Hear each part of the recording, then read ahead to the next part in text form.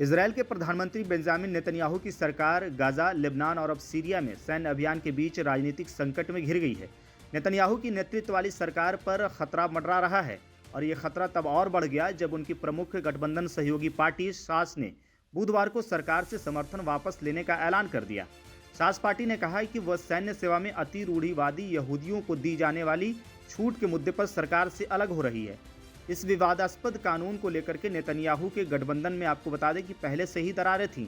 इस सप्ताह की शुरुआत में एक अन्य अति रूढ़िवादी पार्टी ने भी इसी मुद्दे पर सरकार से अपनी दूरी बना ली थी।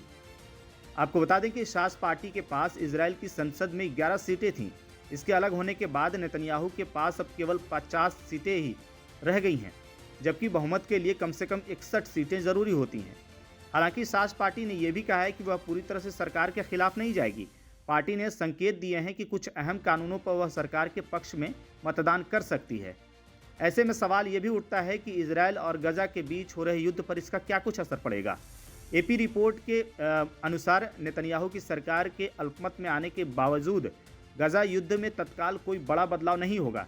सीज फायर यानी कि युद्ध विराम को लेकर के बात जारी रह सकती है, लेकिन नेतन्याहू पर उनके अति दक्षिणपंथी सहयोगियों का दबाव बढ़ने की आशंका है, जो युद्ध विराम के विरोध में है और हमले जारी रखने की वकालत कर रहे हैं। बता दें कि नेतन्याहू की सरकार पहले से ही आलोचनाओं का सामना कर रही है और अब राजनीतिक अस्थिरता ने उनकी चुनौतियों को और बढ़ा दिया है। शास पार्टी के बाहर होने के बाद नेतन्याहू की सरकार गिरने या नए गठबंधन की कोशिशों का दौर भी शुरू हो सकता है। ऐसे में देखना होगा कि इजरायल में आई हुई राजनीतिक अस्थिरता किस ओर जाती है और क्या इजरायल के प्रधानमंत्री बेंजामिन नेतन्याहू अपने पद पर बने रहते हैं। आपकी क्या राय है, कमेंट बॉक्स में जरूर बताएं।